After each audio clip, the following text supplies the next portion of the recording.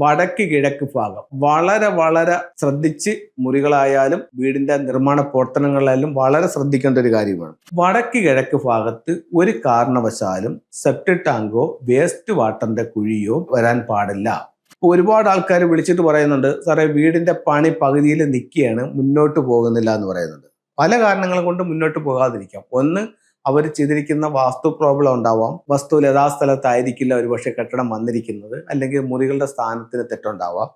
മറ്റു പ്രധാന ഒരു കാരണം എന്ന് പറഞ്ഞു കഴിഞ്ഞാൽ, നിങ്ങളുടെ പണി നടന്നുകൊണ്ടിരിക്കുന്ന ആ പ്രോപ്പർട്ടിയിൽ വടക്ക് കിഴക്ക് ഭാഗത്താണ് നിങ്ങൾ അവിടത്തേക്കുള്ള സാധനങ്ങളൊക്കെ ഇറക്കി വെക്കുന്നത്. ചില സ്ഥലത്തൊക്കെ നമ്മൾ ചെല്ലുമ്പോഴത്തേക്കെന്ന് പറഞ്ഞു കഴിഞ്ഞാൽ കിഴക്കോട്ടോ അല്ലെങ്കിൽ വടക്കോട്ടോ ദർശനമുള്ള വസ്തുവായിരിക്കും. വടക്ക് കിഴക്ക് ഭാഗത്ത് ഇവർ ഷെഡങ്ങ് പണിയും. ഞാനൊരു ആലപ്പുഴയിൽ ഒരു വീട് കണ്ടതാണ്.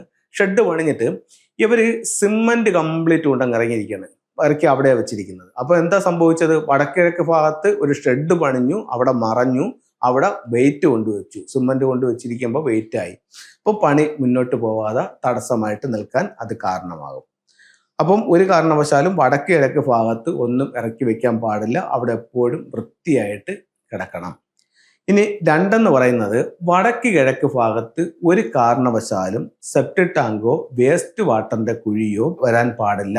അപ്പോൾ നമുക്ക് രണ്ട് കാര്യങ്ങളെ, ഒന്ന് വടക്ക് കിഴക്ക് ഭാഗത്ത് ഒന്നും ഇറക്കി വെക്കാൻ പാടില്ല, രണ്ടെന്ന് പറയുന്നത് വടക്ക് കിഴക്ക് ഭാഗത്ത് സെപ്റ്റിക് ടാങ്കോ വേസ്റ്റ് വാട്ടറിന്റെ കുഴിയോ പാടില്ല. മൂന്നെന്ന് പറയുമ്പോൾ വീട് വെക്കുമ്പോൾ വടക്ക് കിഴക്കേ മൂല ഒഴിച്ചിട്ടുകൊണ്ട് ഒരു കാരണവശാലും വീട് വെക്കാൻ പാടില്ല. വടക്ക് കിഴക്കേ മൂല എന്നല്ല, ഒരു മൂല ഒഴിവാക്കാൻ പാടില്ല. വീട് സ്ക്വയറോ റെക്ടാങ്കിൾ ഷേപ്പിൽ തന്നെ ആണ് അവിടെ വരേണ്ടത്. അത് കഴിഞ്ഞിട്ട് നാലെന്ന് പറയുന്നത്, വടക്ക് കിഴക്ക് ഭാഗത്ത് കിച്ചൺ വെക്കുന്നുണ്ട്, ഒരു കാരണവശാലും വടക്ക് കിഴക്ക് ഭാഗത്ത് കിച്ചൺ വെക്കേണ്ട, തെക്ക് കിഴക്ക് ഭാഗത്ത് കിച്ചൺ വെക്കുന്നതാണ് നല്ലത്.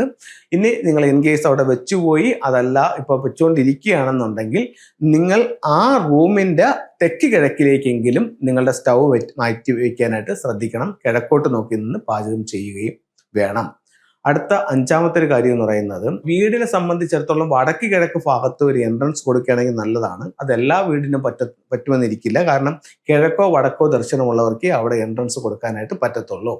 ഇനി അതേസമയം ചിലര് ഈ ഇലക്ട്രിക് പോസ്റ്റ് വടക്കിഴക്ക് ഭാഗത്ത് വന്നിട്ട് വീട്ടിലേക്കുള്ള ഇലക്ട്രിസിറ്റി എടുക്കുന്നതും അതിന്റെ മീറ്റർ ബോർഡ് വെക്കുന്നതും വടക്ക് കിഴക്കിൽ ചെയ്യുന്നുണ്ട്. ഒരു കാരണവശാലും വടക്ക് കിഴക്ക് ഭാഗത്ത് മീറ്റർ ബോർഡ് വെക്കാനോ ഇലക്ട്രിസിറ്റിയുടെ കണക്ഷൻ കൊണ്ടുവന്ന് കൊടുക്കാനോ പാടില്ല. അവിടെ ഒരു ഫയർ എനർജി ആയിട്ടാണ് അതിനെ കണക്കാക്കുന്നത്. അതിന് ഏറ്റവും അനുയോജ്യമായിട്ടുള്ള സ്ഥലം എന്ന് പറയുന്നത് തെക്ക് കിഴക്ക് ഭാഗമാണ്. അവിടെ പറ്റിയില്ല എന്നുണ്ടെങ്കിൽ വടക്ക് പടിഞ്ഞാറിൽ ചെയ്യാം.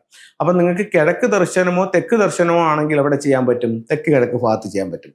അതേസമയം പടിഞ്ഞാറ് ദർശനമോ വടക്ക് ദർശനമോ ആണെങ്കിൽ നമുക്ക് വടക്ക് പടിഞ്ഞാറിലും ചെയ്യാൻ പറ്റും.